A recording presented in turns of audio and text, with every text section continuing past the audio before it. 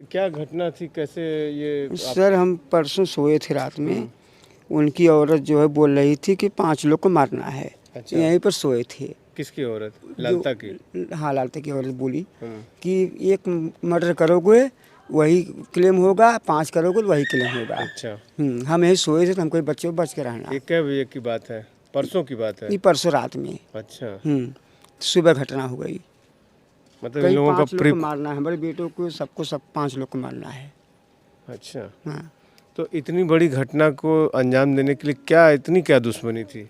Sir, कोई दुश्मनी नहीं थी।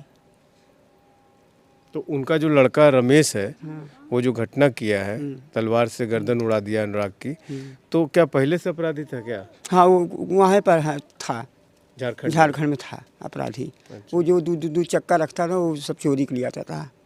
यहाँ पर भी बंदूक संदूक रखता था। अच्छा, गाड़ी भी चोरी की हाँ, जाता सब था? चोरी, गाड़ी 2 गाड़ी झारखंड नंबर सब चोरी थी। कौन सी गाड़ी थी?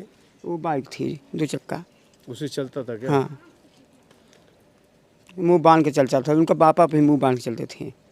अच्छा। अच्छा, कभी यहाँ झारखंड की पुलिस भी आई थी क्या? हाँ, झारखंड पुलिस बहुत पहले आई थी, चोरी से हमारे पापा को सबको लिखाई थी। अच्छा। ये सब चोर हैं, ये है वो है, हमारी ज़मीन ले लिए, सब पीछे का सब वहाँ ले लिए हैं। अच्छा। तो थाने पर यहाँ जो इसके खिलाफ कोई कार्रवाई नहीं होती थी? कार्रवाई होती थी तो पैसा दे के दबा देते थे। उसके बाद पैसा था। हम लोग गरीब आदमी है, मरे ये सब है, देख लीजिए। सर मेरा नाम चंदा यादव है। ये किसका घर है? सर वही जो लोग कत्ल किए हैं उनका घर है। अच्छा। ललता यादव। कितने बजे की घटना है? सर सुबह 8 बजे की घटना है। क्या घटना है, कैसे? सर बस कोई झगड़ा लड़ाई हुई ही नहीं थी इन लोगों का, मतलब वहाँ पर कोई नहीं था। इन लोग अचानक से तलवार लेकर गए हैं और वो जो जिसका कत्ल हुआ है उसके मतलब घेर लिए उन्हें घेर के एक लोग का और दौड़ा कर मतलब वहाँ सड़क मतलब उससे नहीं पा पाए, वो भाग गया। उसके बाद फिर इन लोग उसे घेर कर पीछे से वार कर दिए, वो मर गया सर, उसका कत्ल कर दिए।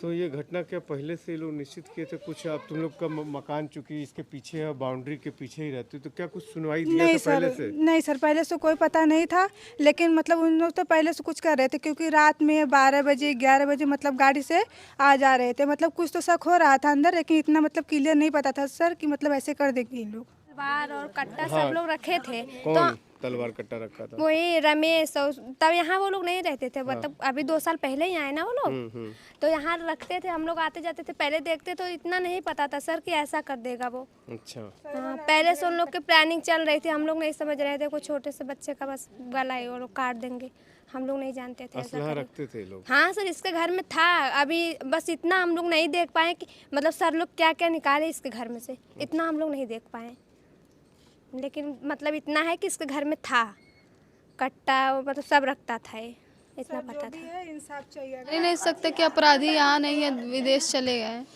ये कम अपराधी है क्या? कोई इतना बड़ा कलेजा कैसे कर सकता है कि किसी का गला रेत दे?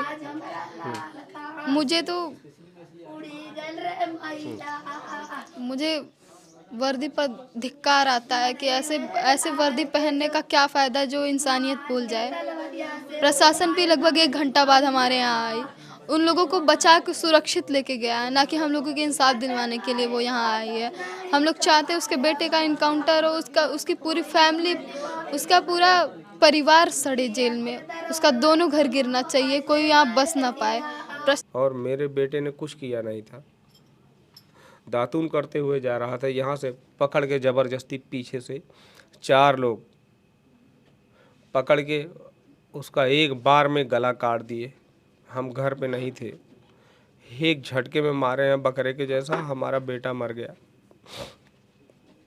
और झरिया में रहता था, वहाँ नक्सलाइटों के साथ इसका तालमेल था और वो वहीं से असलहे सब लेके आता था और अपने घर में डायनामाइट पिस्टल वगैरह इसके लिए आम बात थी, वो सब कुछ लेके आता था। सारा चीज़ रखा भी था घर में, प्रशासन ने बरामद किया सब कुछ और प्री प्लानिंग के साथ कि उसका अकेला है, मार दो, उसके हिस्से की सारी ज़मीन ले लो।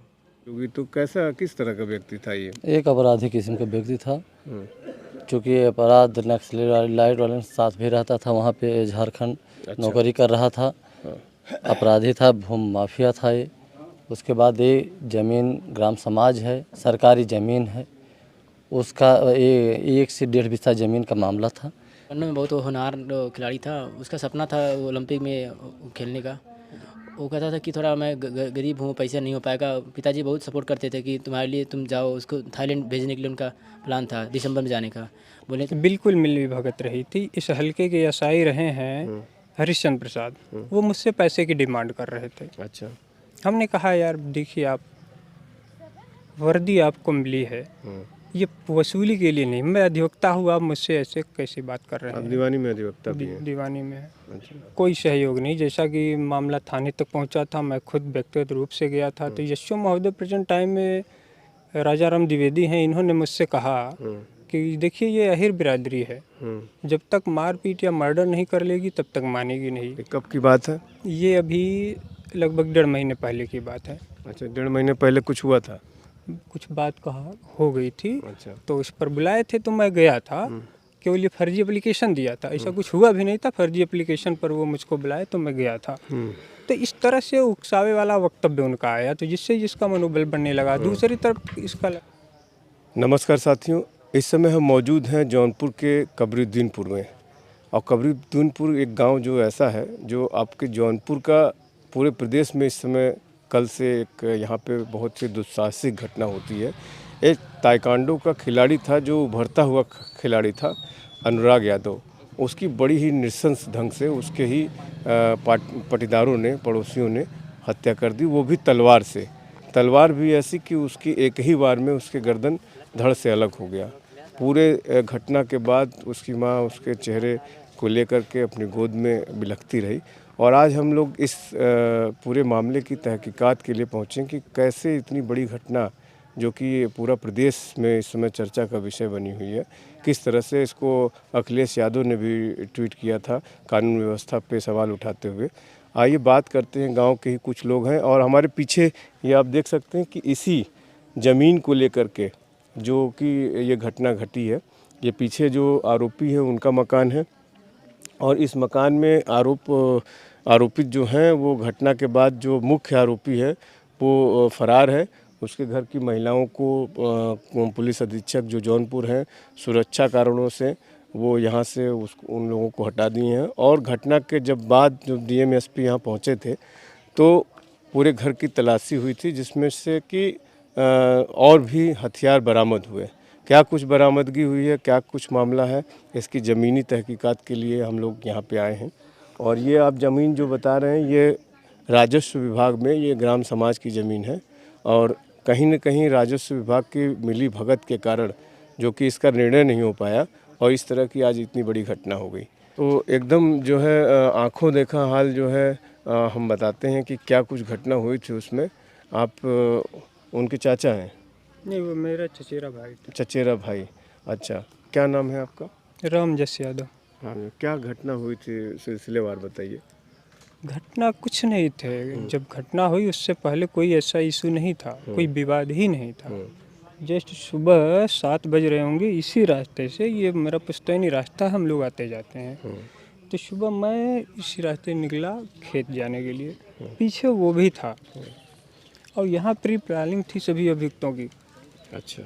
प्री प्लानिंग के तहत जैसे हम लोग यहाँ निकले तो ये क्या था, केवल ये जो ईंट वगैरह दिख रहे हैं ये थोड़ा सा व्यवधान उत्पन्न कर रहे हैं। अच्छा। तो वो मेरा चचेरा भाई इसको हटा रहा था थोड़ा साइड में, अनुराग यादव। तो वो वहाँ से मना किया उसको। जब वो मना किया तो हमने कहा कि ऐसा है, ठीक है रहने दो, मत हटाओ, जाने दो, चलो। इतना कह के वो जो है दौड़ते हुआ गया घर में, अपने परिवार के अन्य सदस्यों को बुलाया और खुद हाथ में तलवार लिए दौड़ते हुआ सीधे दौड़ते आया वहाँ से कमरे में? कमरे में नहीं, पीछे वाले घर में, यहाँ नहीं, पीछे वाले था। तो यहीं पीछे वाले घर में गया, वहाँ से जो है अपने पिता और जो भी चाचा हैं और चचेरे लड़के भाई हैं उसके, सभी को बुलाया और खुद तलवार लेके हाथ में दौड़ते हुए आया। तो तलवार, जैसे आप लोग परिवार के हैं, सब अगल बगल जानते होंगे, ये तलवार पहले भी कभी आप देखे थे कि उसी दिन देखे आप? नहीं, और पहले भी तलवार लहराता रहा है। अच्छा। और ये असलाह कट्टा वगैरह भी लहराता रहा है, वो भी सब लोगों ने देखा है, वीडियो भी उसकी है। अच्छा। पहले ये तो मार्च आप लोग में कभी पुलिस में नहीं, पुलिस को भी अवगत कराया गया था। लेकिन है क्या कि उसका एक भाई पुलिस विभाग में एसआई है, उसी की अप्रोच के बदौलत कोई कार्रवाई इन लोगों पे प्रभावी कार्रवाई नहीं हुई, केवल 107-16 में चालाने करके रफा दफा कर दिया जाता रहा। तो यहाँ पर जब वो मैं भी पहुँचा, उसको मना किया कि ठीक है ईंट मत हटाओ, जाने दो। हम थोड़ा सा आगे चले गए, वो यहीं पर था। उसके बाद मैं वहाँ रुका, वो तलवार लेके दौड़ते हुए आ रहा था।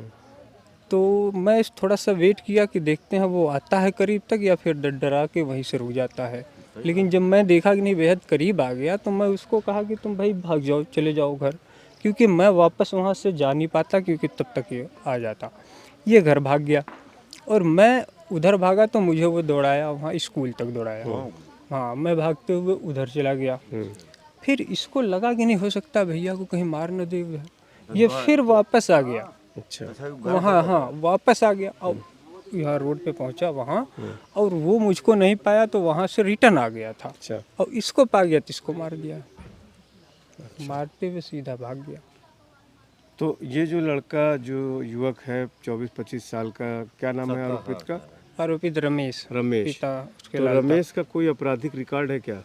नहीं, देखिए आपराधिक रिकॉर्ड जो भी होंगे वो झारखंड धनबाद जिले में रहता था अच्छा अपने पिता के साथ। अच्छा। अब वहाँ हो सकते हैं, अब वो भाई पुलिस को विवेचना में आएगा, पुलिस इंक्वायरी करे, उसके जरिए पता किया जा सकता है।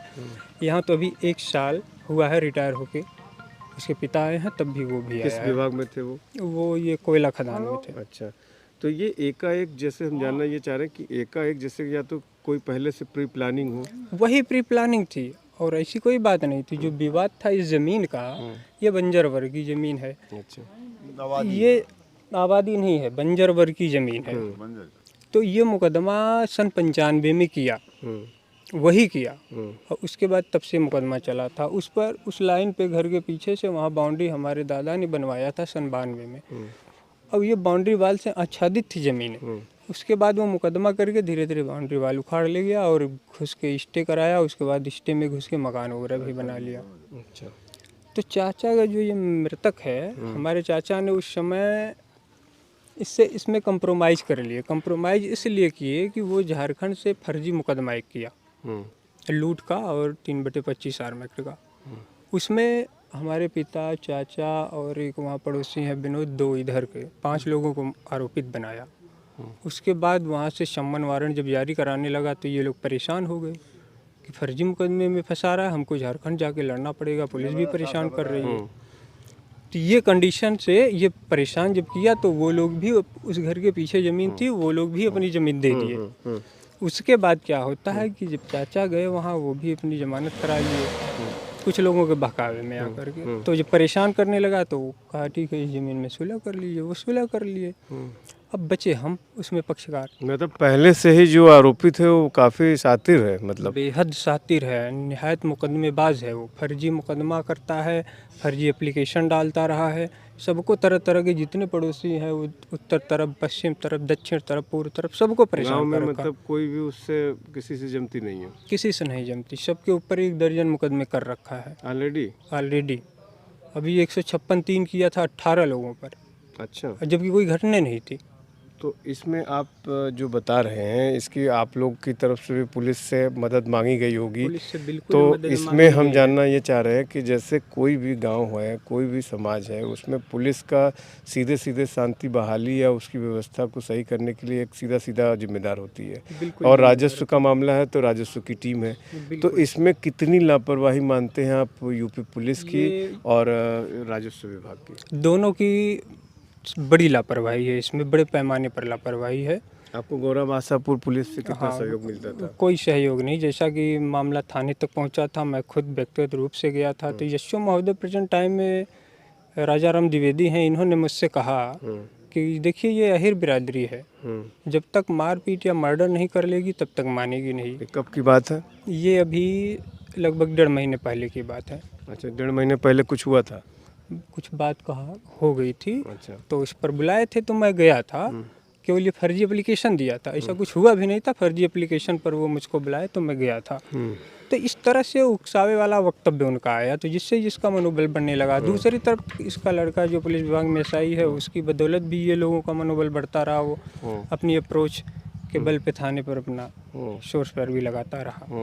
और यहाँ तक कि जहाँ तक राजस्व का मामला है तो राजस्व के संबंध में हमने डीएम साहब को भी प्रार्थना पत्र दिया था और आईजीआरएस पर भी हमने प्रार्थना पत्र डाला था इस संबंध में कि ये विवादित ज़मीन है और ये बंजर वर्ग की है, इसको खाली करा दिया जाए ताकि हमेशा के लिए विवाद खत्म हो जाए।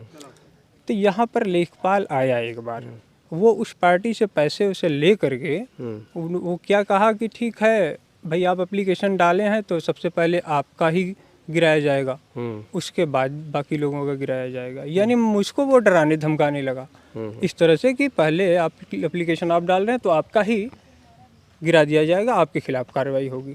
हमने कहा इस बंजर में मेरा 40 एकड़ पट्टा है जो गवर्नमेंट की तरफ से सन 82-83 में मेरे दादा के नाम में लाट हुआ है, तो मैं उतने के लिए तो हकदार हूँ भाई, उतना हमें दे दीजिए, बाकी आप खाली करा के पूरा विवाद खत्म करा दीजिए। लेकिन वो ऐसा नहीं किया, घोर लापरवाही बरता, जिसका नतीजा ये है। तो आप देख सकते हैं कि बिल्कुल आंखों देखा ये आप हाल बता रहे हैं और किस प्रकार से पुलिस और राजस्व विभाग की जो लापरवाही है ये सीधा सीधा मतलब पुलिसिया जो तो मिली भगत इनसे पूछते हैं कि क्या पुलिस की मिली भगत रही है इस मामले में दूसरे आपके विपक्षी से? बिल्कुल मिली भगत रही थी। इस हल्के के एसआई रहे हैं हरिश्चंद्र प्रसाद, वो मुझसे पैसे की डिमांड कर रहे थे। अच्छा। हमने कहा यार देखिए आप वर्दी आपको मिली है, ये वसूली के लिए नहीं, मैं अधिवक्ता हूँ, आप मुझसे ऐसे कैसे बात कर रहे हैं? दीवानी में अधिवक्ता भी हैं। दीवानी में है। अच्छा। तो ये मिली भगत नहीं है उनकी, तो क्या है, जो मुझसे पैसा मांग रहा है तो आम लोगों से क्या करता होगा। ये बात मैंने कल कप्तान साहब से डीएम साहब से भी कही है। क्या नाम था उनका एसआई का? हरिश्चंद्र प्रसाद। हरिश्चंद्र प्रसाद इस हल्के के एसआई है। तो आप देख सकते हैं कि पुलिस का है, उनको बताया भी गया था कि ये टोटल ज़मीन बंजर है और ये समझौता प्रधान ने भी करा दिया है, तब भी वो नहीं मान रहा है, लेकिन उनका रवैया पैसे का रहा है।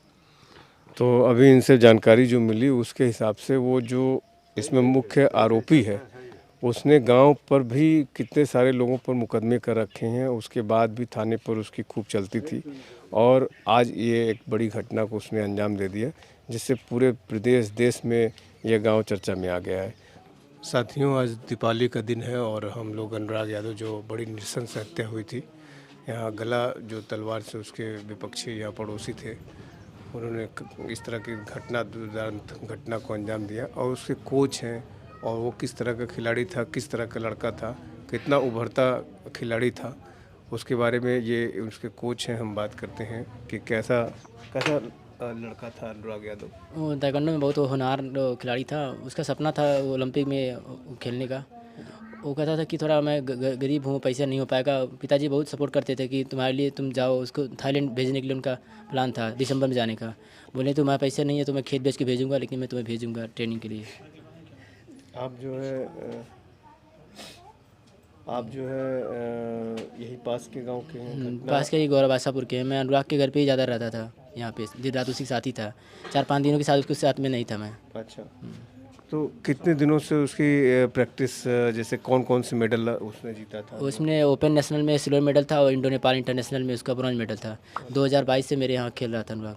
क्या सपना था? चूँकि आपके कोच हैं आप उसके, तो आपको उसके सपनों के बारे में पता रहा होगा, उसकी प्रैक्टिस के बारे में पता होगा। कैसा खिलाड़ी था वो? वो बहुत ही होनहार खिलाड़ी था। उसका सपना था ओलंपिक में जाने का और इंडिया में जाने का सपना था। उसकी बहन भी और स्टेट में इस बार बलिया में इसका ब्रॉन्ज मेडल लगा है। तो इस घटना के बाद जो इतनी नृशंस घटना हुई, एक तरफ सरकार कहती है कि युवाओं के साथ इस तरह का और दूसरे इस तरफ घटना हो जाती है इतनी बड़ी, कैसे देखते हैं आप इसको? सर इसके लिए न्याय होना चाहिए, उसका घर ज़मीन जो होना चाहिए और उसको जल्द से जल्द कार्रवाई हो और फांसी की सज़ा हो। हम उसके पिताजी हैं, काफ़ी गमगीन माहौल है, लेकिन अब चूँकि इनसे जानना ज़रूरी है कि किस तरह से ये इस पूरी घटनाक्रम को देखते हैं और ये संभवतः यहाँ पे नहीं थे, घटना के बाद ये कहीं शहर से बाहर जॉब करते हैं और घटना के बाद यहाँ पे आए हैं। अब बात करते हैं कि किस तरह से इनका बेटे का सपना था और क्या कुछ घटना हुई है, क्या ये सरकार से चाहते हैं। और लॉ एंड ऑर्डर इतना, योगी जी एक तरफ कहते हैं कि लॉ एंड ऑर्डर, लेकिन यहीं के क्षेत्रीय थानेदार और थाने के पुलिस और राजस्व विभाग की वजह से कहीं न कहीं ये लापरवाही के कारण इस तरह का मामला ये हुआ है। बात करते हैं। लॉ एंड ऑर्डर क्या बोले, जिसकी आपराधिक प्रवृत्ति है ना वो लॉ एंड ऑर्डर को नहीं मानता। लॉ एंड ऑर्डर मानता है शरीफ आदमी, गरीब आदमी मानता है, जिसके पास पैसे हैं वो नहीं मानता। उसने मेरे बेटे को मार दिया, एक झटके में मारा, पीछे से जाके गला काट दिया मेरे बेटे का बकरे के जैसा। मैं क्या बोल सकता हूँ, लॉ एंड ऑर्डर को क्या कहूँ या अपनी किस्मत को क्या कहूँ, समझ में नहीं आ रहा है, क्या बोलूँ मैं। लॉ एंड ऑर्डर अभी मेरा एक ही था, चला गया, लेकिन अभी वो जो जिस घमंड पे है, अगर प्रशासन कुछ नहीं करता है तो ये तकलीफ़ वाली बात होगी। क्योंकि जिस चीज़ के लिए मैंने सारी ज़मीन छोड़ दी, वो पीछे की ज़मीन पूरी मेरी थी, मैंने सब कुछ छोड़ दिया इसलिए कि भैया जाने दो, मुझे जीने दो, तुम लोगों के पास पैसे हैं, आप लोग ले लो यार, ले के रहो, हमको सुकून से जीना। मैंने ये घर बनवा लिया इस तरफ कि पीछे छोड़ दिया मैं, वो पूरी ज़मीन मेरी थी, लेकिन उसके बाद भी बिना गुनाह के मेरे बेटे को कसाई की तरह काटा गया। वो बोलता था कि ये पूरा मेरा है, यहाँ से वहाँ तक, ये जो है वहाँ तक, और मेरी वहाँ चक है, नंबर है मेरा, उस पर भी मुकदमा डाल के रखा है। लेकिन ये सब लेने के चक्कर में मेरे बेटे को मार दिया, मार दिया उसने। मेरा तो नहीं आएगा, लेकिन प्रशासन से निवेदन है कि दोबारा किसी और के बेटे के साथ ऐसा ना हो, बस इससे ज़्यादा कुछ नहीं करना। योगी सरकार में जहाँ इस तरह की घटना नृशंस जहाँ भी होती है उसमें बुलडोजर की कार्रवाई होती है, एनकाउंटर की कार्रवाई होती है, क्या कुछ कहेंगे आरोपियों के साथ किस तरह का व्यवहार करें? उम्मीद तो करते हैं, लेकिन हम कुछ कह नहीं सकते। गवर्नमेंट को जो भी करना हो, जो उसको उचित लगे, गवर्नमेंट को, कानून को, प्रशासन को, वो करे। मैं गरीब आदमी, असहाय, बेरोजगार, बेकार आदमी, मैं क्या बोल सकता हूँ। मेरे लिए सिर्फ आंसू बहाने के अलावा कुछ बचा नहीं है। कल घटना के बाद पुलिस अधीक्षक यहाँ आए थे और उसके घर में तमाम तरह के असलहे और भी तलवारें बरामद हुई, शायद ग्रेनेड भी बरामद हुआ, और उसके घर में कोई एसआई की पोस्ट पर भी किसी और ज़िले में पोस्टिंग है। तो क्या कुछ उसका भी रोल रहा है, क्योंकि 8 लोगों के खिलाफ मुकदमे दर्ज हुए हैं?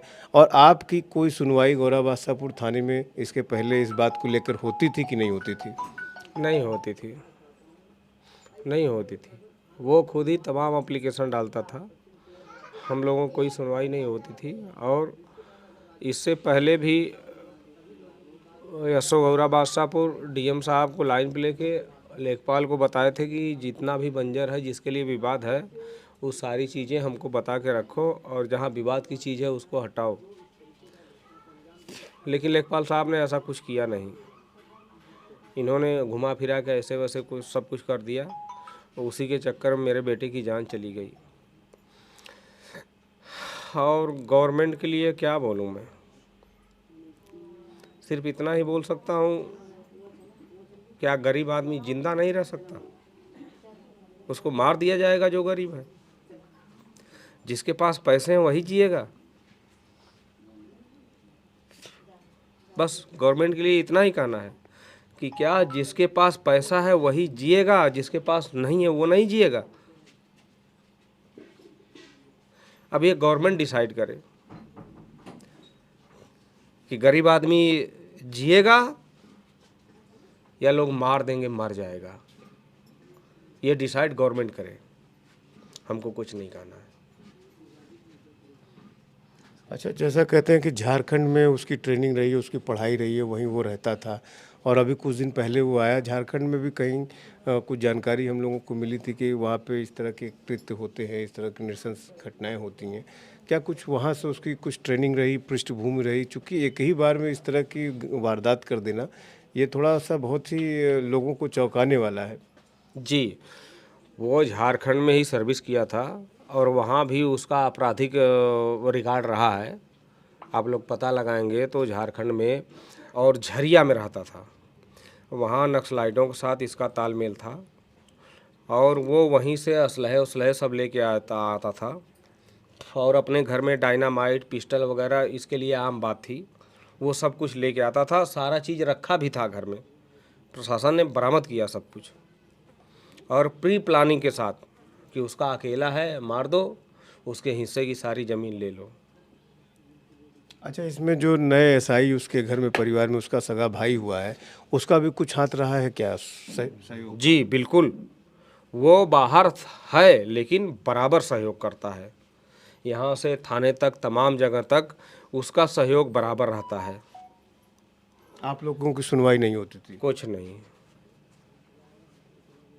नहीं होती थी। सुनवाई हुई होती तो आज यहाँ तक मामला नहीं पहुँचता। मैं बाप हूँ, जवान लाश को कंधा दिया हूँ और वो भी इकलौता बेटा मेरा। मैं कैसे जीऊँगा मुझे नहीं मालूम, लेकिन ये लोग इस तरह के आपराधिक पृष्ठभूमि के लोग ऐसे ही रहेंगे तो कोई गरीब आदमी जिंदा नहीं रहेगा। कोई गरीब आदमी जिंदा नहीं रहेगा। प्रशासन से निवेदन है कि ऐसे लोगों पे लगाम लगाई जाए, नहीं तो ये लोग किसी को नहीं छोड़ेंगे। हम लोग कुछ भी करते थे पैसे के दम पे, वो सब कुछ ख़त्म करवा देता था। और मेरे बेटे ने कुछ किया नहीं था, दातून करते हुए जा रहा था, यहाँ से पकड़ के ज़बरदस्ती पीछे से 4 लोग पकड़ के उसका एक बार में गला काट दिए। हम घर पे नहीं थे, एक झटके में मारे हैं बकरे के जैसा, हमारा बेटा मर गया। पूरी घटना में हम प्रधान जी मौजूद हैं हमारे साथ, जानेंगे कि क्या कुछ रहा है, क्योंकि इन्होंने बहुत करीब से इस मामले को देखा है। प्रधान जी, क्या नाम है आपका? वीरेंद्र यादव, ग्राम प्रधान कब्रुद्दीन। अच्छा, कैसे ये इतना बड़ा, जैसे अभी तो हम लोग बहुत कुछ बात जाने, तो ये एक अपराधी किस्म का आदमी था, तो और ये परिवार बहुत गरीब था और इसके पास चूँकि अभी इनके परिवार में कोई एसआई हुआ है और इस तरह के जो वेपन्स कप्तान ने बरामद किए इनके घर से, और पुलिस में भी इसकी पहले से भी शिकायत रही होगी, तो कैसा किस तरह का व्यक्ति था ये? एक अपराधी किस्म का व्यक्ति था, चूँकि अपराध नक्सलाइट वाले के साथ भी रहता था, वहाँ पे झारखंड नौकरी कर रहा था, अपराधी था, भूमि माफिया था ये। उसके बाद ये ज़मीन ग्राम समाज है, सरकारी ज़मीन है, उसका 1 से 1.5 बिस्सा ज़मीन का मामला था, जो कि आज के 6-7 महीना पहले हम लोग बैठ कर मामला को हल कर दिए थे। मामला भाई दोनों पार्टी को मामला ख़त्म हो गया था, कोई विवाद नहीं था, न्यायालय में चल रहा था, लेकिन बाउंड्री भी हो गई थी। तो लेकिन उसका हम कई बार उसको समझाए, हमारे खिलाफ़ भी जाके एप्लीकेशन दिया था लालता ने। अच्छा। हाँ, उसके बेटे राजेश जो हैं एसआई हुए हैं, जब से एसआई पद पर हैं मेरठ में, और जब से आया है रिटायर होके, तब से यहाँ तांडव मचाया है। जब से आया 18 मुकदमा किया है उसी ज़मीन को लेके। 18 मुकदमा 18 लोग के ऊपर किया है। तो मुकदमे इतने आसानी से लिखे नहीं जाते हैं, लेकिन इसके मुकदमे 18 मुकदमे आप बता रहे हैं, कभी इसकी जांच नहीं की किसी पुलिस अधिकारी ने कि ये एक ही गांव के इतने लोगों पे इतने मुकदमे जो है? बार बार कर रहा था। अभी आज 1 हफ्ता पहले हमारे फ़ोन आया था थाने से कि यार उन लोगों के ऊपर थाने कोर्ट से आया है नोटिस, 156 में। हाँ आया है। उसके बाद हम इन लोगों को बताए भी कि यार ललता भैया फिर के किए हैं मुकदमा। फिर ये सब जाके साइन ऑन करके फिर वो जो है कोर्ट में गया, तो उस दिन उनका रमेश लालता के लड़के हैं, जो कि वो इनके अनुराग के चचेरे भाई थे, वकील साहब जा रहे थे, तो रमेश ने उनको दौड़ा लिए, तलवार लेके दौड़ा लिए, वो चिल्लाते हुए भागे। अनुराग ने यहाँ से निकला, उसको कुछ पता भी नहीं था।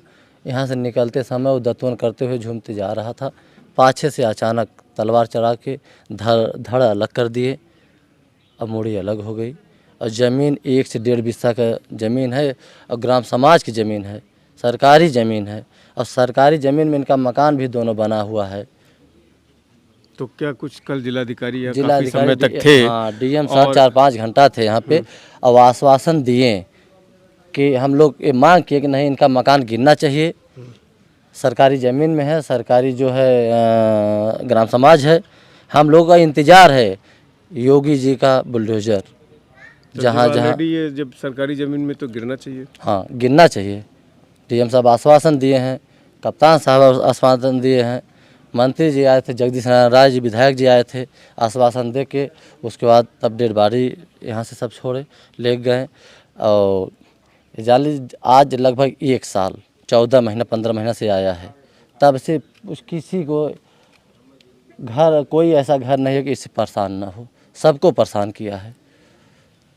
अच्छा, आप भी इतने समय से यहाँ पे रह रहे प्रधान हैं, पुलिस हमेशा प्रधानों के टच में रहती है, कभी जो है इसका जो हथियार बरामद हुए ये तो एक दिन में आए नहीं होंगे, बहुत दिनों से रखा होगा, तो क्या पुलिस का कार्रवाई इसके प्रति कैसी रही है?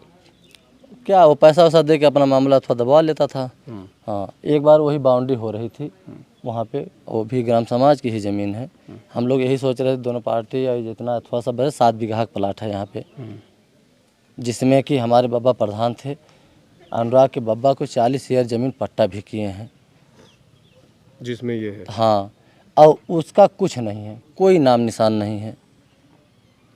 पहले इंटरलॉकिंग लगी है, उधर उसका मकान था, इधर उसका था भी नहीं, लेकिन आते आते मड़ई रखा, फिर ये सब अपना भाई गरीब थे, ये सब बचा रहे थे, कोई विवाद आगे न बढ़े, चूँकि पहले से ही थोड़ा दबंग थे ना, ये सब गरीब परिवार के थे, बढ़ते बढ़ते पूरा मकान बनवा लिया, फिर आगे आ गया, फिर जो है उनकी पट्टा की ज़मीन कब्जा करने वाला था कि नहीं इसको भी हम लेंगे, कह रहा था कि हम वहाँ तक लेंगे, कभी हम लोग समझा रहे थे, कह रहा था नहीं हम माथे सड़क तक लेंगे, हम कह यार वो नाम की ज़मीन है उसको कैसे लेंगे आप।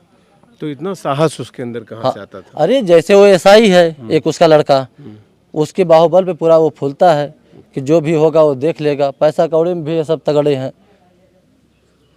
हम लोगों की देखिए यही मांग है कि जैसे रमेश यादव बाप का नाम लालता, उसकी हत्या उसकी इनकाउंटर हो और ये दोनों मकान गिरे, तभी संतुष्टि सबको मिलेगी।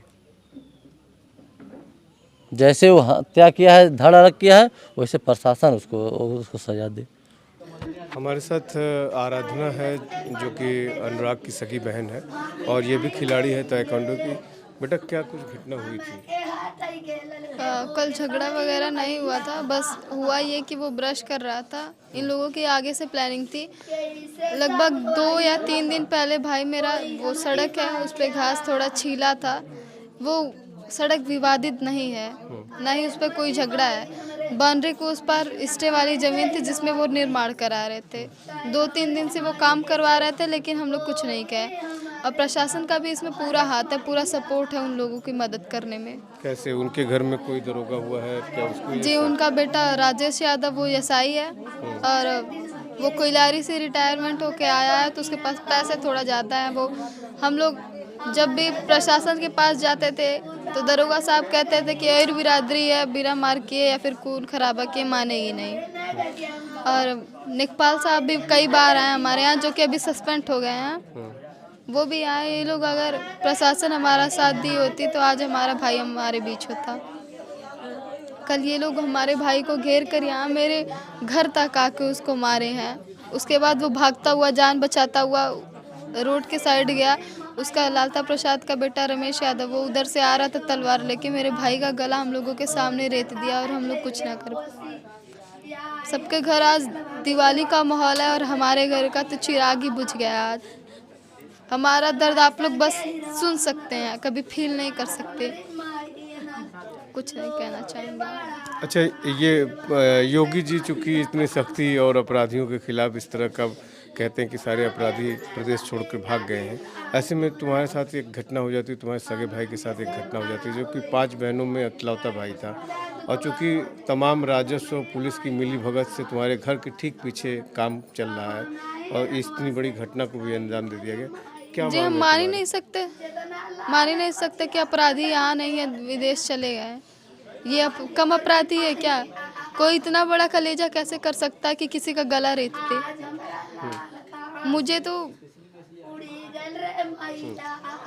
मुझे वर्दी पर धिक्कार आता है कि ऐसे वर्दी पहनने का क्या फ़ायदा जो इंसानियत भूल जाए।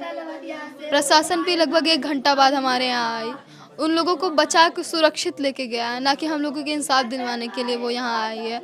हम लोग चाहते हैं उसके बेटे का इनकाउंटर हो, उसकी पूरी फैमिली, उसका पूरा परिवार सड़े जेल में, उसका दोनों घर गिरना चाहिए, कोई यहाँ बस ना पाए।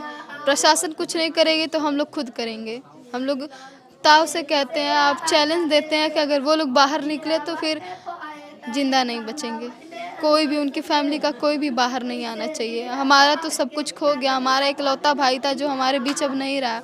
किसके लिए बचाएंगे हम लोग?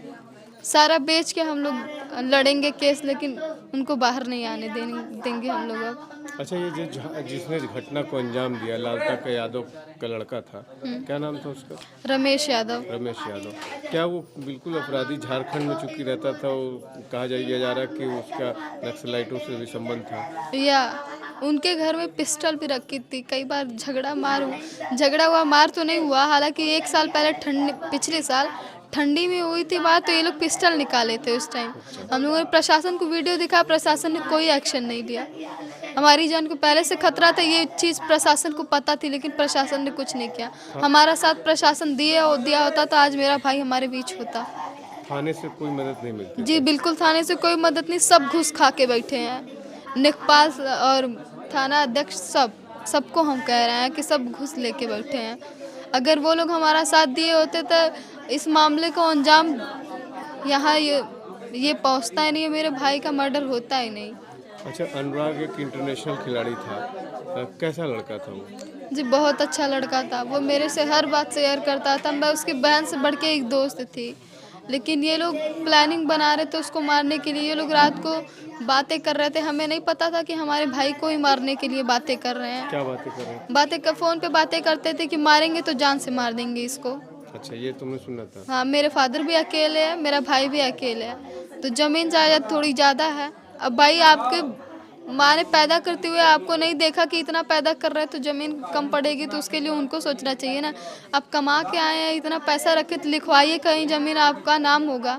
हड़पने के चक्कर में हमारा बगीचा, हमारे खेत पे वो केस चल रहा है। हमारे इस घर जहाँ हम लोग रह रहे हैं प्रेजेंट टाइम में, वहाँ केस चल रहा है। हमारे पोखरे पे केस चल रहा है, बगीचे पे केस चल रहा है। बताइए हम लोग कहाँ जाएं? हम लोग घर छोड़ दें अपना एक उनके लिए? कोई लारी से कमा के आए हैं, हम लोग गरीब हैं, तो हम लोगों की सुनवाई नहीं होगी। हम तो, हमारा योगी और मोदी जी से रिक्वेस्ट है कि उनका बुलडोजर यहाँ चलना चाहिए।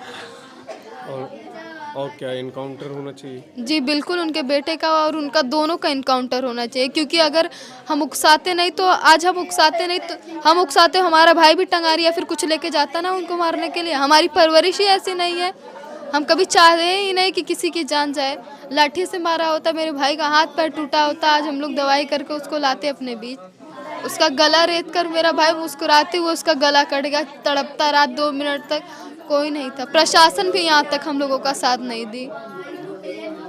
हम लोग तो मंत्री जी के कहने पे लाश उठने दिए, वरना जब तक हमारे फादर नहीं आते हम लोग जाने ही नहीं देते। बस आप लोगों से गुहार यही है कि हमको न्याय चाहिए। उसके बेटे की वर्दी भी उतरनी चाहिए जो एसआई है, और उसके रमेश यादव जो कत्ल करके गया है उसका इनकाउंटर होना, उसके बाप का भी इनकाउंटर होना चाहिए यहाँ तक, क्योंकि बच्चे वही सीखेंगे जो उसका बाप सिखाएगा उसे। माँ बाप की परवरिश सबसे बड़ा हथियार होता है बच्चों का। वो अगर अपने घर में वो हथियार नहीं रखता तो उसका बच्चा कैसे निकाल के लाता बिना कुछ सोचे। और कोई झगड़ा भी नहीं हुआ था, मेरे भाई को ये लोग पहले से प्लानिंग बनाए थे मारने के लिए। बिना झगड़ा के मेरा भाई ब्रश करता हुआ जा रहा था इधर से, ये लोग घेर के उसको रोड के साइड लेके गया ताकि उसको मार सके। हम 2 मीटर की दूरी पर थे, मेरे भाई का सर धड़ से अलग होके हम लोगों के पैर के पास गिरा। हम लोगों को भरोसा ही नहीं हो रहा था कि आज हमारा भाई नहीं रहा। सबके घर पे दिवाली का माहौल है, आज हमारे घर पे तो चिराग ही बुझ गया, हम लोग क्या दिवाली मनाएंगे। उनके घर पे भी ऐसे तड़पनी चाहिए, उनकी माँ तड़पनी, उनकी बीवी तड़पनी चाहिए। उनके परिवार में सारे लोग घटना के बाद भाग गए? जी बिल्कुल, उन औरतें भी लेके आई थी, चक्कू हसुआ वगैरह सब। वो लोग भी आई थी इधर, जब देखी मेरे भाई का गला रेत के वो भाग रहा है तो वो लोग भी भाग गए। प्रशासन भी उनको बचा के ही लेके गई। प्रशासन कुछ नहीं किया यहाँ पे।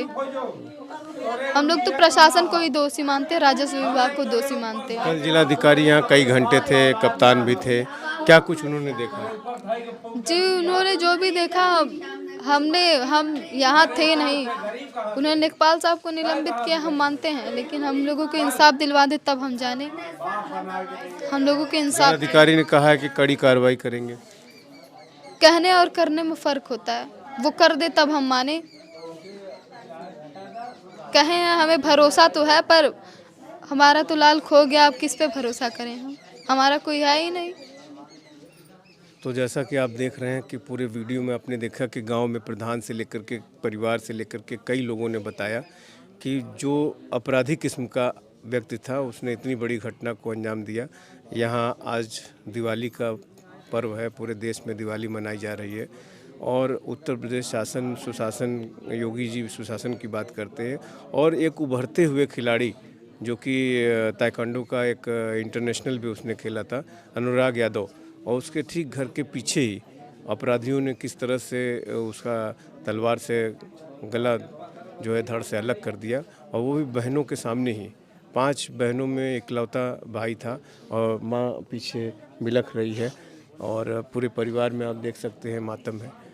इस तरह से कैसे, और अभी तक कोई बड़ी कार्रवाई नहीं हुई है। अभी जिला स्तर से जो कार्रवाई जिलाधिकारी ने किया है उसमें लेखपाल का निलंबन है और संभवतः जो यहाँ का स्थानीय थाना है गौरा बादशाहपुर, उसके एसओ को केवल लाइन हाजिर किया गया है, जबकि उनके पहले घटना के पहले भी इस परिवार ने प्रार्थना पत्र पुलिस के एसओ को दिया था और जिस पर कोई सख्त एक्शन नहीं लिया गया और न ही उसकी संवेदनशीलता को देखा गया। और इसके ठीक बगल में, आप परिवार के ठीक बगल में यहाँ जिसके यहाँ घटना हुई है अनुराग के यहाँ, इसके ठीक पीछे अपराधी का घर है, आरोपी का घर है, जिसके घर से पुलिस कप्तान कम से कम 3 तलवारें बरामद करते हैं, हैंड ग्रेनेड की भी बात आती है और पिस्टल की भी बात आती है। और उसका कहीं न कहीं एक भाई जो है कहीं उत्तर प्रदेश में ही उत्तर प्रदेश पुलिस में एसआई के पद पर पोस्टेड है, उसका भी मुकदमे में नाम है और उसका भी कहीं न कहीं परिवार का आरोप है कि पूरे मामले में वो उसका भी सहयोग पूरा है, नहीं तो इतनी बड़ी घटना न होती। एएस ट्रस्टेड न्यूज़ के लिए आशीष श्रीवास्तव, जौनपुर।